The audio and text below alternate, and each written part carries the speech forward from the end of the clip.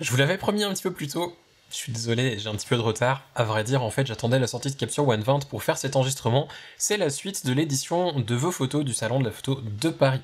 On passe donc aujourd'hui à la deuxième partie avec 4 photos supplémentaires que je vais éditer dans Capture One. Et comme ça, vous pourrez voir mon processus du début à la fin sur chacune de ces photos.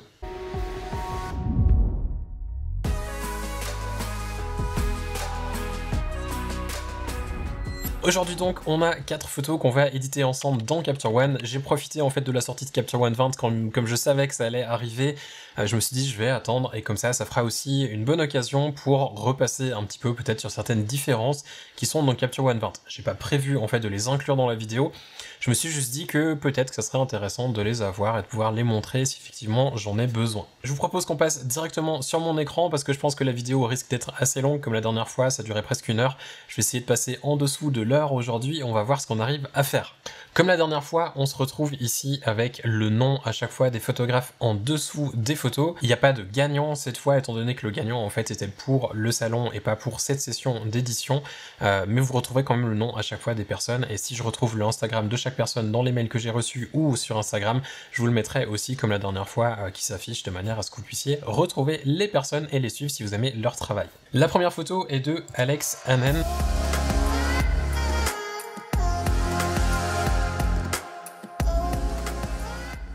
On va essayer s'amuser un petit peu avec cette photo pour commencer, c'est du beauté, c'est un peu plus le genre de choses que j'ai l'habitude de faire que du paysage, ça tombe bien.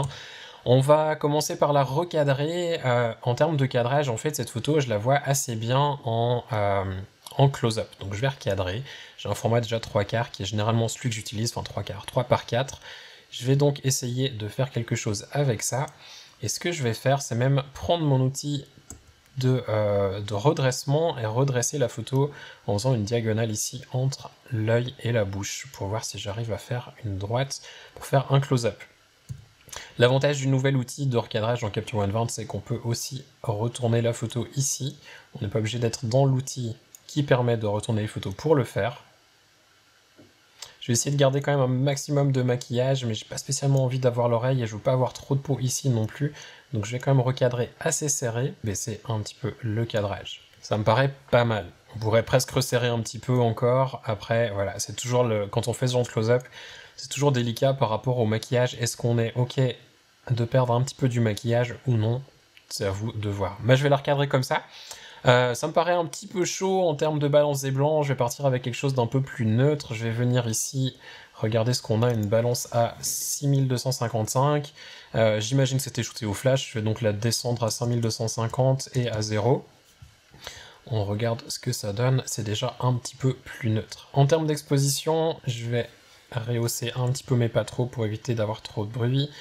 Je vais contrôler mon exposition, j'ai rien qui est surexposé pour le moment, donc je vais laisser ça comme ça, je vais pousser encore un petit peu, on va regarder ici, on a les valeurs RGB, on va regarder avec les valeurs lab, comme je l'ai fait la dernière fois, générique D50, et on voit qu'on est à 85. Je vais descendre un tout petit peu la luminosité, ça me permettra d'avoir un peu plus de contraste, et ensuite je vais désactiver mes alertes d'exposition. La saturation est un petit peu haute à mon goût, on va retravailler après par zone, je vais juste ici pour le moment la diminuer. Le contraste, je vais pas le travailler non plus trop pour le moment, je vais travailler sur d'autres calques après. Donc là on a déjà notre base, si je reprends depuis le début, c'est notre point de départ et c'est ce qu'on a maintenant, on a quelque chose d'un petit peu plus neutre. Je vais créer un nouveau calque ici, calque rempli, je vais l'appeler Luma. Je vais créer un deuxième calque rempli, que je vais appeler couleur. Alors, on va commencer déjà avec celui de couleur. On va venir dans l'éditeur de couleurs. On va déjà sélectionner les tons chers. On va voir si on arrive à les isoler.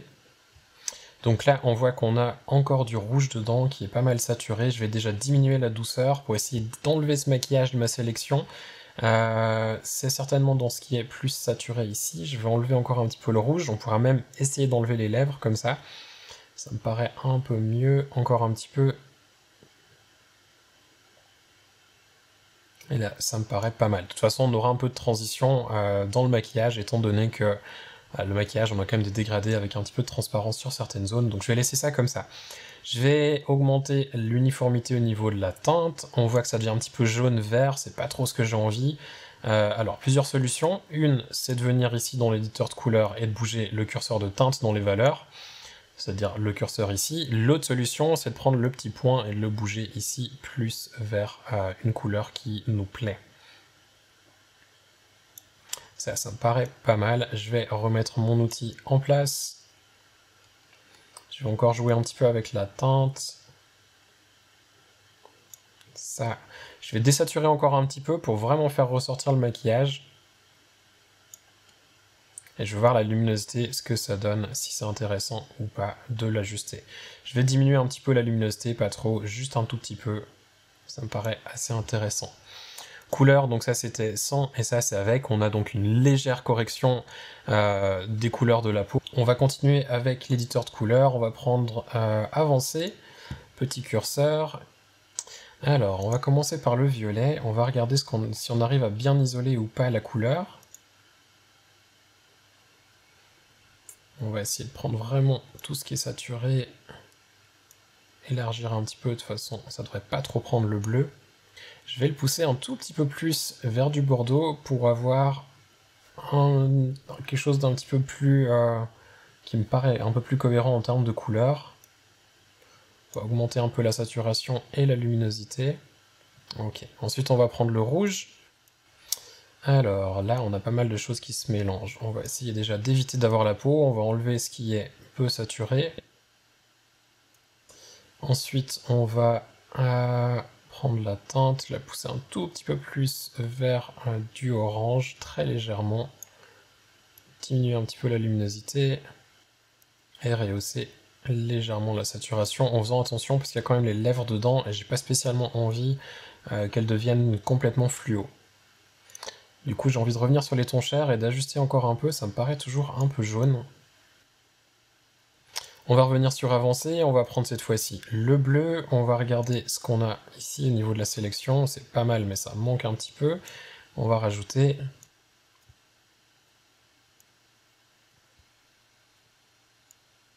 Alors on va se faire un petit avant-après, donc c'était notre point de départ et c'est ce qu'on a maintenant. Ensuite on va faire un nouveau calque vierge cette fois, je vais l'appeler juste œil. J'ai envie de rajouter un tout petit peu de lumière dans l'œil, je vais prendre un calque, un dégradé radial, donc T sur le clavier pour l'activer, et ensuite je vais ajuster ici un petit peu à la taille de l'œil, déplacer sur l'œil, et on va voir si en déplaçant juste un petit peu le curseur d'exposition, on arrive à rééclaircir légèrement. Je ne veux pas trop changer non plus la luminosité, mais j'ai juste envie d'avoir un tout petit peu plus de lumière sur l'œil. Alors ensuite, l'UMA, on va redescendre, on va venir ici trouver notre petit outil de courbe, je vais l'ouvrir, on va passer dans RVB. On va déjà regarder avec le RVB si ça bouge trop nos couleurs ou si ça va. Je vais diminuer légèrement les tons les plus foncés de mon image et rehausser un tout petit peu à partir des tons moyens. Effectivement que ça bouge un peu la saturation, je vais plutôt que de m'amuser avec la courbe Luma, venir ici et déplacer mon curseur de saturation légèrement vers le bas pour revenir à ce qu'on avait un petit peu plus avant. Sans le calque de Luma et avec. Si on revient depuis le début, notre point de départ c'était ça, et ce qu'on a maintenant, ça ressemble à ça. Si c'est un petit peu clair, on peut éventuellement ici revenir et réajuster un tout petit peu. On va descendre encore un petit peu la luminosité. Et je vais encore faire une chose, c'est juste le contraste. On va essayer de jouer avec le curseur de contraste. Je le fais pas souvent, mais j'ai quand même envie d'essayer pour voir ce que ça donne. Hop. On recommence point de départ. Et ce qu'on a maintenant. C'est un peu fort ici, on va diminuer un peu l'opacité de ce calque. J'ai juste encore ajusté ici rapidement le High Dynamic Range, je diminue un petit peu les hautes lumières, bouger un petit peu mes ombres vers le bas et le noir aussi, de manière à rajouter encore un petit peu plus de contraste, ce qu'on avait avant et ce qu'on a avec ces ajustements. Je vais pas faire beaucoup plus sur cette photo, à mon avis ça suffit, et il y a même des calques ici que je désactiverai peut-être avant la retouche et que j'appliquerai sur mon PSD à la fin. C'est un des avantages de Capture One 20, c'est que du coup on peut le faire sans problème, pas besoin de passer par des styles. On désactive les calques qu'on a fait, on retouche dans Photoshop, et quand on revient dans Capture One, on peut les appliquer. Il faut quand même noter qu'il y aura une petite différence, on travaille sur un PSD après et on travaille plus sur un fichier brut, donc certains réglages peuvent apporter un rendu qui sera un petit peu différent, et surtout les ajustements par exemple de luminosité. Si on bouge beaucoup notre exposition ou des curseurs du genre, on n'aura clairement pas le même rendu sur un PSD que ce qu'on a ici sur un RAW. On va passer à la photo suivante qui a été prise par Olivier Bain.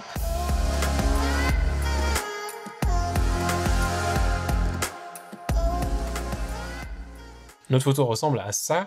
On va déjà commencer par la retourner, la mettre dans le bon sens, à gauche, comme ça, R donc pour retourner, et ensuite clic droit et on peut choisir gauche ou droite. Sur cette photo, je pense pas qu'on va faire énormément, parce qu'à vrai dire, en termes de palette de couleurs, je trouve qu'on est déjà pas mal. On va faire quelques petits ajustements de luminosité, on va essayer de faire ressortir un petit peu plus le modèle par rapport au fond, et on va voir déjà ce que ça donne. Alors, la balance des blancs me paraît pas trop mal, mais j'ai presque envie de refroidir un tout petit peu l'ambiance. Je vais diminuer légèrement les Kelvin. Hop. On va regarder ce que ça fait. C'est presque un peu trop. Voilà, je vais laisser ça comme ça. En termes de couleurs, ce qu'on pourrait éventuellement faire, c'est venir prendre ici un calque. On va faire un nouveau calque rempli. On va appeler ça fond. On va prendre les tons chers. On va faire la petite pipette, cliquer sur le jaune pour avoir le jaune du sable. Afficher la gamme. On va essayer d'enlever un petit peu les tons chers de la sélection et garder vraiment ce qu'il y a dans le fond. On va voir si on arrive à le faire sans avoir à faire un masque. Et ça me paraît pas trop mal. On a encore un petit peu sur elle. Et on a le maillot, mais c'est pas grave pour le maillot. On va essayer de l'enlever. Ok, on va garder ça comme ça. On va désactiver afficher gamme de luminosité. On va uniformiser la teinte, la saturation un petit peu aussi, et légèrement la luminosité. On va regarder ce que ça fait. Sans et avec, on a un fond qui devient un petit peu plus vert. Ce qu'on va donc faire, c'est le tirer sur la gauche ici pour le ramener un peu plus vers du orange. Donc de l'autre côté, ça aurait poussé plus vers du vert, et vers la gauche, ça ramène plus vers du orange, vers du magenta. Si on refait avant et après, on voit que c'est un petit peu plus uniforme. Je vais faire la même chose sur elle. On va faire un nouveau calque ici, on va faire rempli. On va l'appeler modèle. On va faire une sélection sur elle. Et là aussi, je vais uniformiser un peu la teinte et un tout petit peu la saturation. La teinte, je vais la ramener de nouveau un tout petit peu à gauche. Je trouve que ça a tendance à un petit peu trop vert-jaune. Ici, on va faire un petit avant-après. C'est presque un peu trop saturé. Je vais désaturer un petit peu. Et je vais d'ailleurs désaturer un peu la globalité de l'image. On va rajouter un petit peu de contraste, mais on va le faire à l'aide d'une courbe. Nouveau calque rempli. On va l'appeler Luma. Outil courbe, je vais le sortir. Comme ça, on voit un petit peu mieux ce qu'on fait aussi. Je vais garder en RVB, comme ça va me permettre de bouger un petit peu la saturation. Comme je l'ai ajusté avant, j'ai désaturé, que c'est un petit peu trop désaturé à mon goût. Si je rajoute un petit peu de contraste, ça va aussi rajouter un petit peu de saturation. Donc c'est très bien, c'est exactement ce que je cherche. Si on fait un petit avant-après, ça me paraît pas mal du tout. Je vais rajouter ici sur ce même calque un tout petit peu de clarté. On va regarder déjà ce que ça donne. Donc notre point de départ est ce qu'on a maintenant. Je vais faire encore un autre calque, un nouveau calque vierge cette fois. On va l'appeler vignettage. Si je le tape en entier, c'est encore mieux. T pour l'outil radial. Je vais faire une sélection très large autour d'elle en réduisant la sélection. Et ensuite là. En fait, réduire le cercle intérieur, ça permet d'avoir un dégradé qui est un petit peu plus doux au niveau de la transition du vignettage, et c'est exactement ce que j'ai envie. J'ai pas envie d'avoir quelque chose qui soit trop marqué. Je vais le mettre un petit peu en travers sur elle, comme ça. M pour enlever le masque, qui ne soit plus affiché. Ensuite, je vais venir ici sur l'exposition. Je vais diminuer légèrement l'exposition. On voit que ça modifie sur elle. Je vais faire clic droit sur le masque, inverser masque, et ça va assombrir ce qu'il y a autour. C'est un petit peu fort, on va aller dans des valeurs un petit peu plus faibles. 0,3, ça me paraît assez bien. Et ce que je vais faire encore, c'est diminuer légèrement le contraste sur ce qu'il y a autour d'elle. Et si on fait un petit avant-après... Clairement, l'ambiance est beaucoup plus sombre que ce qu'on avait au début. Pour moi, l'idée de cette photo, c'était pas de partir sur un truc très ambiance été, etc. On pourrait le faire. J'ai plus envie de partir sur quelque chose d'assez sombre et puis qui permette en fait de jouer un peu sur les couleurs, d'avoir une palette de couleurs qui soit assez homogène. Si on voulait partir sur quelque chose d'un petit peu plus chaud, on pourrait le faire. On pourrait ici se dire, ok, on va rajouter un nouveau calque rempli. On va dire par exemple CG Summer pour Color Grading été. On va venir sur nos 3 routes couleurs, on va rajouter du rouge dans les ombres, on va rajouter du orange dans les tons moyens et un petit peu de jaune dans les hautes lumières. On va mettre ces 3 curseurs là à 0 et on va les rehausser petit à petit. Le plus important à mon avis, c'est surtout le rouge dans les ombres pour réchauffer un petit peu cette image. Si on veut donner un effet un petit peu plus chaleureux, on va rajouter un petit peu de orange, quoi qu'il est presque trop orange, on va venir plus faire du rouge. Et ensuite un petit peu de jaune très légèrement dans les hautes lumières, ou alors si on veut, on pourrait carrément contraster et mettre le posé pour faire vraiment ressortir les hautes lumières. On va prendre ensuite la courbe, si je la retrouve, elle est cachée juste là.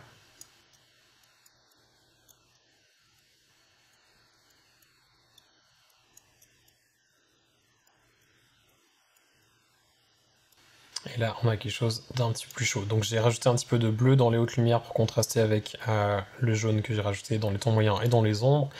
J'ai enlevé un petit peu de vert dans les ombres pour avoir un peu plus de magenta, que les tons chers soient un peu plus riches. J'ai rajouté du vert dans les hautes lumières pour contraster, là encore une fois. Et rajouter un petit peu du rouge sur toute la gamme, mais très légèrement. Et un petit contraste ici en diminuant un petit peu les tons moyens, ou plutôt les tons foncés, et en fixant les tons moyens à haute lumière. On va remettre tout ça là, on va ensuite diminuer un petit peu l'effet. C'était un peu fort à mon goût. On va faire une petite comparaison avec nos 2 traitements différents. On va faire ici une nouvelle variante, donc on va venir chercher dupliquer variante. Je vais désactiver sur une le traitement de couleur qu'on vient de faire, je vais reprendre les 2. Et on a comme ça 2 traitements de couleur, un petit peu plus chaleureux et l'autre un petit peu plus froid. Après, à vous de voir ce que vous préférez. On va passer à la photo suivante, qui est une photo de Olivier. Je vais pas dire ton nom de famille parce que je sens que je vais le massacrer, donc comme sur les réseaux sociaux, VDA.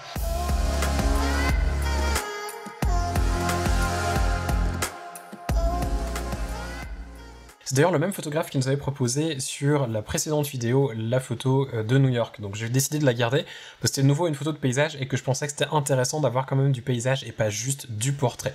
On va donc s'amuser un petit peu avec ça. Alors sur cette photo, je vais commencer par faire un recadrage en 16/9. Je vais ici juste en fait tirer un petit peu, enlever la partie du bas.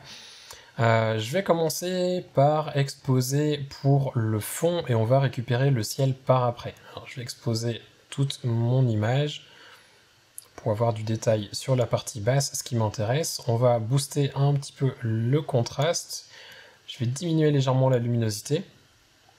La balance des blancs est un peu froide à mes yeux. Je vais ici, on va essayer de la passer à lumière du jour. C'est un peu vert, peut-être ombre.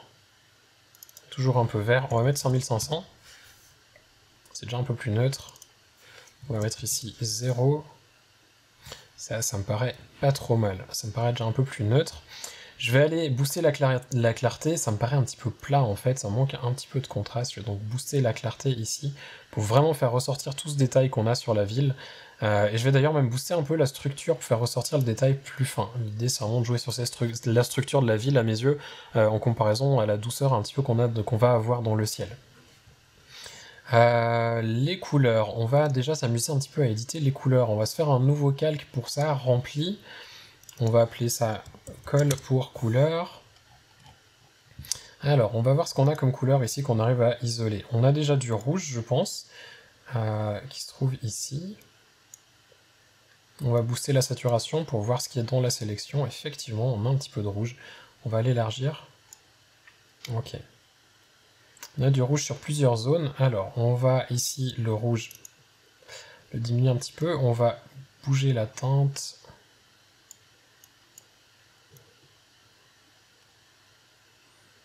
La teinte vers du rouge orangé. Diminuer un petit peu la luminosité pour le rendre un petit peu plus foncé. Et la saturation, elle aussi, on va la diminuer. Ensuite, on a ici du orange. On va le sélectionner. Il n'est pas dans le orange. C'est très bien, on va booster la saturation. Quand il y a des photos comme ça qui ont des sélections qui sont un petit peu dures à faire en termes de couleurs, ce que je fais très souvent, c'est que je prends une gamme de couleurs très fine, et après je vais faire le tour de la roue et trouver exactement quelle zone ça va pousser la saturation. Alors, ce qui est dans les bleus, on va ajuster la teinte, on va voir si... On va booster un petit peu. On va le pousser un peu plus vers du cyan. Je vais diminuer la luminosité et je vais diminuer aussi la saturation.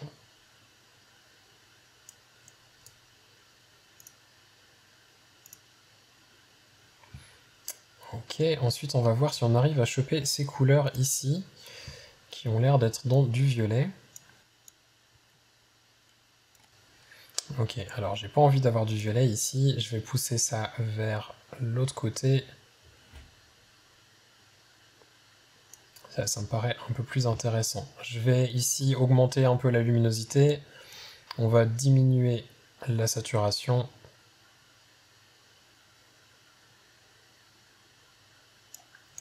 Comme ça, on va la laisser à 30. On va faire un petit avant-après déjà de ce qu'on a là. C'était sans nos ajustements de couleur, et ça, du coup, c'est avec. Ça manque presque un petit peu de saturation. On va voir si on arrive à resaturer un petit peu le tout.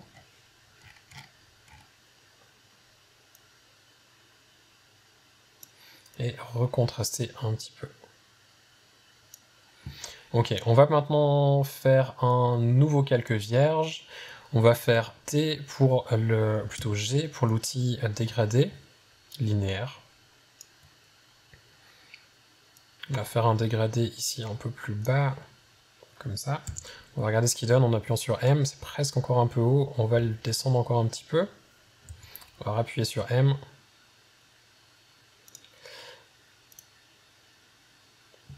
Alors, ici au niveau de l'exposition, je vais la diminuer pour récupérer un peu le détail qu'on a ici dans le ciel. On avait poussé sur le fond de 1,36. Ici, on diminue de 1,43. On va venir sur couleur, on va copier le masque, on va prendre le dégradé radial, et ensuite on va ici hop, faire inverser, et comme ça on aura en fait l'effet que sur la ville et pas dans le ciel. Au niveau des effets de couleurs qu'on a fait, parce que du coup c'était un petit peu trop jaune dans le ciel à mon goût, je trouvais pas ça très plaisant. D'ailleurs ici on pourrait essayer de regarder ce qu'on peut faire au niveau du ciel, si on veut le refroidir ou si on veut peut-être le réchauffer un petit peu. Je vais plutôt le garder un petit peu plus froid, avec un petit peu moins de couleurs. Et on va trouver l'outil HDR. Ici, je pense que le point blanc, si on arrive à récupérer du détail dans le ciel, ça serait génial. On arrive effectivement à récupérer. On va utiliser la clarté, voir si on arrive à booster un petit peu le ciel, avoir un effet un petit peu plus fort.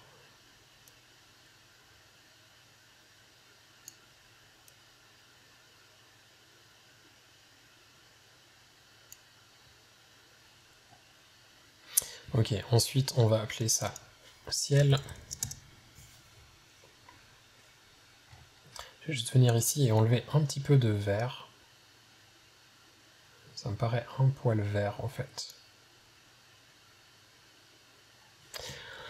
On va ensuite créer un nouveau calque, vierge, ou si on clique crampie, on inverse, commande I. On va faire une sorte de vignette comme avant.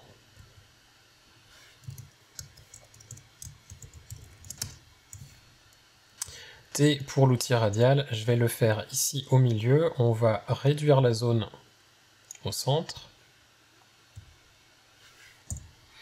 Donc là, on a l'intérieur qui est sélectionné. On va déjà commencer avec ça. Ou plutôt, on va commencer avec l'inverse. On va inverser. On va ici venir sur l'exposition. On va diminuer un peu l'exposition sur cette sélection. que je veux vraiment recentrer l'attention sur cet effet du ciel.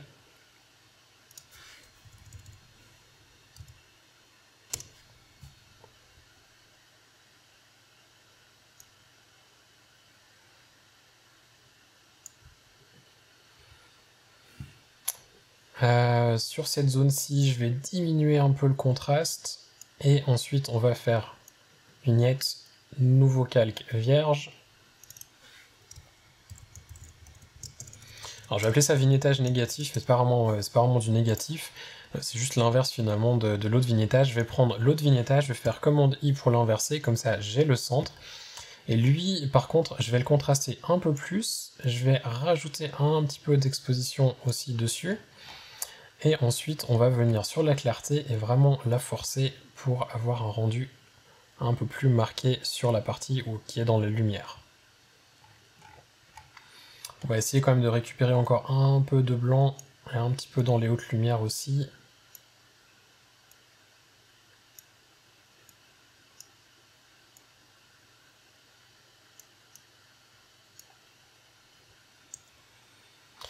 Et puis si on veut, on peut se faire encore un traitement de couleur par-dessus. On va appeler ça CG. On va venir ici sur notre balance des couleurs qu'on aime tant. On va faire quelque chose d'un petit peu plus froid. On va mettre du cyan ici dans les ombres. On va mettre du cyan aussi dans les hautes lumières. On va garder juste du orange dans les tons moyens. On repasse tout ça à 0. On booste un petit peu dans les ombres, légèrement dans les tons moyens. Et on va en rajouter encore dans les hautes lumières, mais pas trop. Et si on veut se faire un petit avant-après depuis le début, donc c'était notre point de départ. Et c'est ce qu'on a maintenant. C'est presque un petit peu froid. On pourrait éventuellement ici venir et juste rajouter un petit peu de saturation.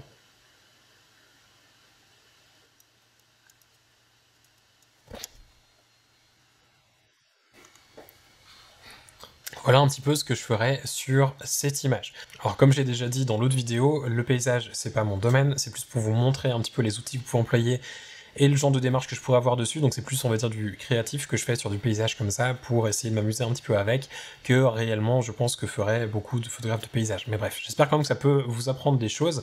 Si ça vous intéresse quand j'édite ce genre de photos plus paysage, n'hésitez pas à me le dire aussi en dessous en commentaire. Moi je trouve ça assez drôle, ça me change de ce que je fais d'habitude et c'est quand même assez cool.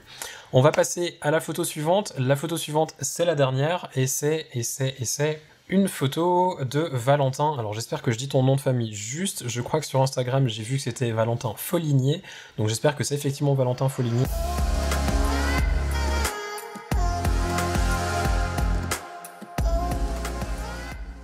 On va recadrer cette photo, on va la recadrer en 3/4, j'ai pas forcément envie de garder la main. J'étais curieux d'ailleurs, c'est aussi pour ça que je suis allé regarder un petit peu ton travail sur Insta, parce que je voulais voir comment est-ce que tu avais recadré cette photo, et j'ai vu que toi tu avais laissé la main. Alors moi je vais l'enlever, je vais laisser un petit peu du doigt, parce qu'à vrai dire, le recadrage ici, je le finaliserai dans Photoshop probablement, en juste retouchant le petit bout du doigt là qui va dépasser. Je vais faire quelque chose comme ça, je pourrais même baisser un tout petit peu le cadrage. Ok. Alors, sur cette photo, qu'est-ce qu'on pourrait faire? On va s'amuser à faire un truc, je pensais en faire un tuto, mais du coup peut-être que pour la peine ça sera le tuto. On va ici faire un nouveau calque rempli. On va diminuer ici de 2. On pourrait presque même diminuer encore plus. Vous allez comprendre pourquoi je diminue l'exposition tout de suite. On va faire ça. Ensuite, on va venir désactiver ce calque, on va mettre sous X. Fond. On va prendre ici notre petit outil qu'on adore, l'éditeur de couleurs. On va faire une sélection d'abord sur le rouge. Je fais afficher gamme de couleurs pour voir ce qu'on a dedans. Alors on voit qu'effectivement on a un petit peu des tons chers, donc je vais éviter les tons les plus clairs. Je vais garder que le reste. Hop. Je vais ensuite ouvrir cette sélection pour avoir le bleu qui vient avec. Je vais quand même prendre un petit peu plus sur l'intérieur parce qu'au niveau de la transition sur la peau, ça me paraît pas parfait.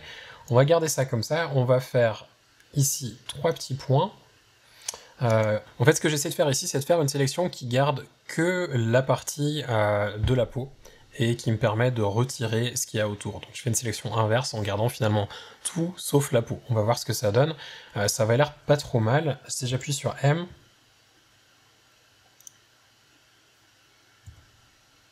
on voit qu'on a effectivement une sélection qui est assez bien. Je vais prendre mon pinceau, on va essayer d'améliorer un petit peu cette sélection. Alors, on va augmenter le flux, on va déjà prendre la gomme, on va enlever tout ça. Parce que je veux pas du tout l'œil dans ma sélection. Je vais prendre un pinceau plus dur.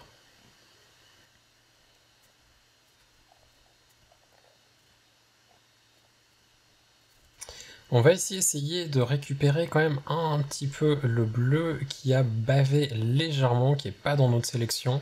Je sais pas si ça va être parfait en le faisant à la main. On va quand même essayer d'avoir quelque chose le mieux possible.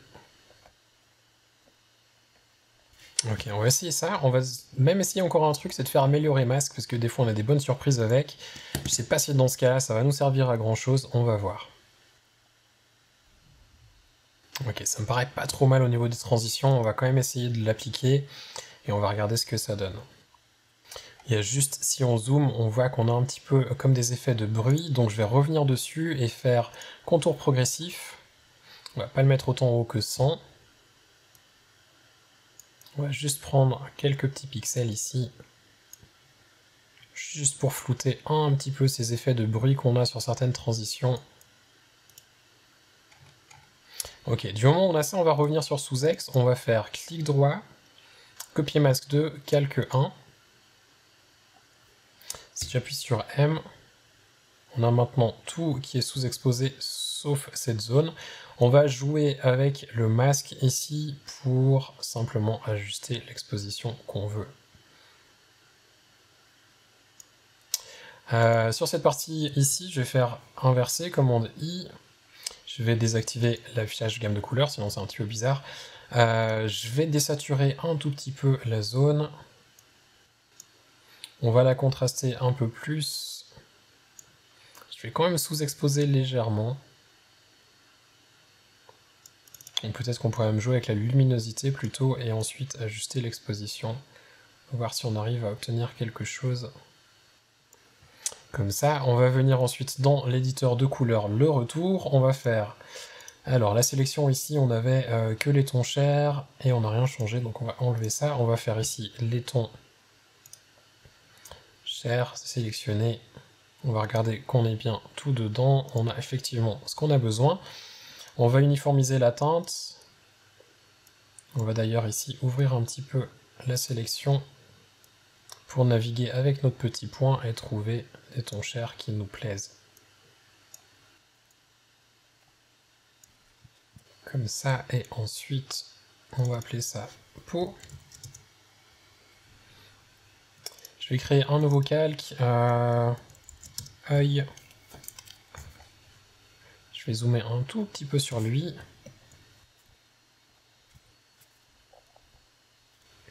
Si c'est trop, la dureté est trop élevée, on fait comme tout à l'heure, contour progressif. Et on peut venir ici flouter un petit peu notre contour. Je vais rajouter un tout petit peu d'exposition, j'aime pas trop faire ce genre d'ajustement sur l'œil, mais ici je vais quand même le faire juste pour tricher un petit peu, donner un petit peu plus de vie à l'œil. On va aller très doucement. Un petit peu de clarté aussi, histoire de booster un peu la texture qu'on a dans l'iris. Ça marche généralement assez bien. C'est juste pour attirer un petit peu plus l'œil sur elle, parce que j'ai l'impression que si j'augmente trop la luminosité, ça va pas être très joli. Et du coup, je préfère me contenter juste d'ajuster un petit peu sur l'œil. Je vais ensuite refaire un nouveau calque. On va faire calque rempli, ou vierge plutôt. On va venir ici copier depuis la peau, comme ça on n'a que la sélection qui se trouve au milieu. Si j'appuie sur M, on a effectivement toujours ça. Je vais diminuer un peu l'exposition. Je regarde cette fois-ci le bord ici. Et ce que je vais faire maintenant, c'est prendre un pinceau.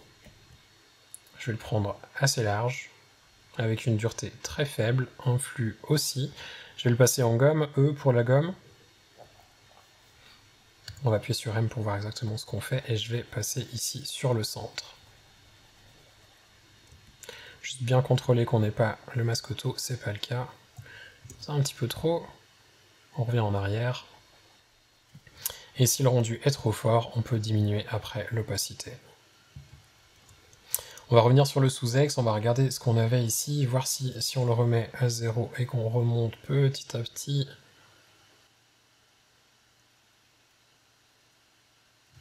Ok, on va se refaire un petit avant-après depuis le début. Donc on avait ça au départ, et ça c'est ce qu'on a maintenant. Je vais encore faire une dernière chose, je pense qu'il pourrait être intéressante, on va voir si ça donne réellement quelque chose ou non. Je vais faire un calque vierge. Donc ça on a dit c'était dégradé, expo sur la peau, et lui ça va être un vignettage. Je veux voir en fait si en ayant les coins un petit peu plus sombres, ça peut devenir plus intéressant. C'est peut-être même le cadrage en fait qu'il faudrait revoir et le faire peut-être un petit peu plus carré, garder que le visage, je sais pas exactement. Il y a un petit truc qui me dérange, et pour le moment j'ai pas encore trouvé la solution. Mais l'idée ici pour moi c'était surtout de vous montrer en fait cet effet où on peut tricher en fait au niveau de l'expo pour donner l'impression d'avoir comme si on travaillait avec deux coupe-flux, mais finalement on n'a pas du tout de coupe-flux, on travaille uniquement avec l'exposition. Je vais vous le remontrer une fois, je pense, dans un tuto, du coup, qui ne soit pas avec les gélatines comme ça, parce qu'on peut aussi tricher et donner l'effet d'avoir des gélatines sans en avoir réellement. Alors, le vignettage ici, on a donc l'intérieur, on va faire commande I pour inverser.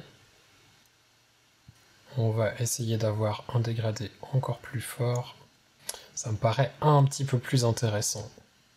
Ok, et après là, si vous voulez réajuster la saturation des différentes zones, si par exemple le bleu est pas assez fort à vos yeux par rapport au rouge, on peut retourner dans Avancer, faire une petite sélection up sur notre bleu, comme de toute manière on n'a que ici la sélection, on n'a pas le fond qui est dedans, donc la partie ici qui est aussi un petit peu bleutée. On n'a pas trop de soucis au niveau de l'ajustement, on peut prendre une sélection assez large, on va augmenter un peu la saturation. Et après on peut faire pareil avec le rouge, si on souhaite ajuster un petit peu le rouge, on n'a pas les tons chers dedans, donc pareil, on peut faire une sélection un petit peu plus large que ce qu'on ferait, histoire d'être sûr vraiment tout avoir dedans. Si là par contre c'est peut-être un petit peu trop saturé, on peut ajuster vers le bas. Ouais.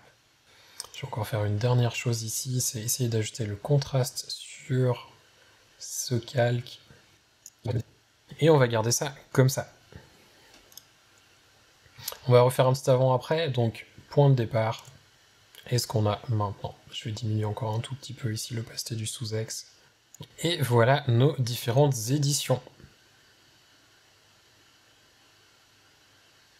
Comme pour la précédente édition live que j'avais fait, qui était elle aussi une réédition de ce que j'avais fait lors du salon de Paris, je tenais à remercier ProDB qui m'a permis de venir à Paris pour faire les démonstrations Capture One sur leur stand, et du coup je tenais aussi à vous en parler au travers de cette vidéo. ProDB, c'est la plateforme que j'utilise pour faire mon site web. J'adore cette plateforme parce qu'elle me permet en fait d'afficher mes photos en pleine résolution sur le web. Et quand je parle de pleine résolution, c'est pas dire que je vais mettre des fichiers de 50 mégas qui vont se charger à 2 à l'heure. C'est que je vais pouvoir mettre vraiment des fichiers en pleine résolution sur lesquels les gens vont pouvoir cliquer, zoomer, regarder la photo en détail, tout en profitant d'un temps de chargement qui est plus que normal, voire même plus rapide que certains sites qui proposent des photos toutes compressées dégueulasses. En plus de ça, l'avantage de ProDB, c'est qu'ils ont en fait un plugin pour Capture One, et ça me permet d'exporter mes photos directement depuis Capture One sur mon site, dans mes galeries, que ce soit pour les délivrer à des clients, ou alors dans mes galeries pour les publier sur mon portfolio. Je vais vous montrer d'ailleurs maintenant comment on peut les publier sur la plateforme ProDB, et de cette manière, vous aurez même les photos que j'ai éditées aujourd'hui en pleine résolution sur la plateforme pour pouvoir regarder exactement ce qu'on a fait, et que vous ne soyez ainsi pas gêné pour regarder les photos sur votre ordinateur par la compression qu'il y a là avec YouTube quand je fais les éditions. On va venir ici dans Capture One, on va sélectionner les photos qu'on veut envoyer sur la plateforme. Donc là, je vais mettre que les fichiers édités. Je vais pas vous mettre les fichiers bruts. Ensuite, on va faire clic droit, publier. On a le plugin qui est déjà installé, donc Share Web Gallery. Et d'ailleurs, pour installer le plugin, c'est super simple. Il suffit de télécharger un petit fichier sur le site de ProDB, on double-clique dessus et ça s'installe automatiquement dans Capture One. Du moment où on a fait ça, on a une petite fenêtre qui s'ouvre. On peut choisir soit de créer un album, soit alors d'utiliser un album déjà existant. J'en avais déjà fait un au préalable, Salon Photo 2, comme ça on a les photos qui sont séparées entre la première édition live et celle-ci. Je vais faire ensuite publier, ça va prendre quelques minutes, le temps d'exporter mes fichiers JPEG en pleine résolution sans compression, et ensuite ça va les envoyer sur la plateforme Prodigy et ça sera accessible sur le site sans problème. Le gros avantage de Prodigy avec son plugin pour Capture One, c'est que ça va vous permettre d'uploader finalement vos photos directement sur votre site sans jamais avoir besoin d'ouvrir un navigateur. Ça veut dire que vous sélectionnez juste la photo à uploader, l'album dans lequel vous voulez mettre et c'est fini. Personnellement, ça me permet de gérer mon portfolio sans avoir à accéder à une interface web et du moment où j'ai édité une photo, si je me dis ah elle est vraiment bien, j'ai envie de la mettre dans mon portfolio, j'ai juste un clic droit, publier, je choisis la galerie et c'est fini, j'ai plus rien d'autre à faire. Donc c'est vraiment très facile et super pratique. Du moment où l'upload est fini sur la plateforme, on a une petite notification qui apparaît, qui nous indique que ça a fini. On peut cliquer ici sur afficher. Et là maintenant, si je clique sur une photo, par exemple, on va prendre celle-ci d'Olivier, et je peux ensuite zoomer en cliquant simplement au milieu de la photo, et vous voyez que ça charge très vite. Ça charge d'autant plus vite que je suis pas du tout sur une connexion fibre. Chez moi, j'ai une vieille connexion ADSL avec encore des lignes qui se trouvent en dehors de la Terre.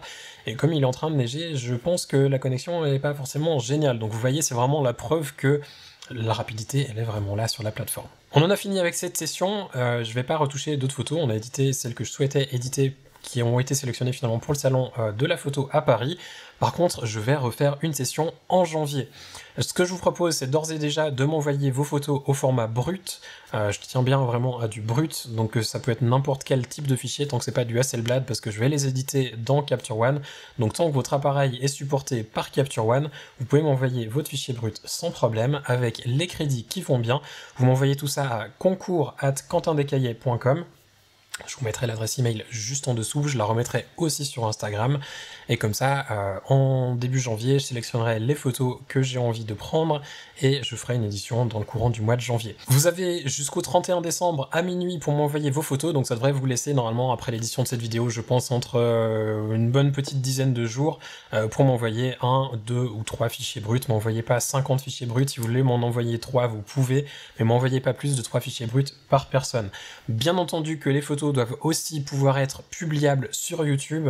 J'ai pas envie d'avoir des photos de nus ou des choses que je ne peux pas mettre sur YouTube, donc voilà, c'est la seule chose. Par contre, vous pouvez m'envoyer ce que vous voulez, du produit, du sport, de l'automobile, du journalisme, du mariage, du portrait, du beauté, peu importe ce que vous avez envie. Comme pour la session d'édition du salon de la photo, je me suis dit que j'avais envie de faire gagner quelque chose à quelqu'un. Je trouve que c'est assez cool de faire un petit concours avec ces sessions d'édition et d'en faire un truc régulier.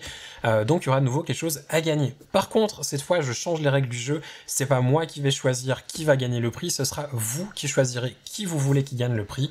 C'est-à-dire que à la fin de la vidéo YouTube et aussi sur Instagram, je vais publier les photos que j'aurai éditées. Et ensuite, vous pourrez voter pour votre photo préférée. Je laisserai, je pense, quelques jours, certainement une semaine, pour faire les votes, et à la fin de la semaine, j'annoncerai un gagnant. Et le gagnant, cette fois-ci, gagnera un petit kit Palette Gear. C'est le kit expert, c'est en fait le kit que j'avais reçu pour faire le test, et je me suis dit que j'allais en faire cadeau à quelqu'un, donc ce petit kit vous attend, et pour ça, il vous suffit de m'envoyer une image RAW à concours@quentindescaillet.com, et si vous êtes sélectionné parmi les 4 ou 5 que je vais éditer en live, vous aurez une chance de gagner ce kit. Et bien entendu, même si je suis en Suisse, je vais l'envoyer là où vous serez, donc si vous êtes en France, de l'autre côté de l'Atlantique, en Asie ou peu importe, je vous enverrai ce kit là où vous êtes, il n'y a pas de problème. C'est tout pour aujourd'hui, je pense que c'était déjà plus qu'assez long, je sais pas combien de temps il restera au moment après l'édition, mais c'est déjà une longue vidéo, donc je vais vous laisser, je vous souhaite de passer une toute belle journée, je vous dis à bientôt dans une autre vidéo. Ciao.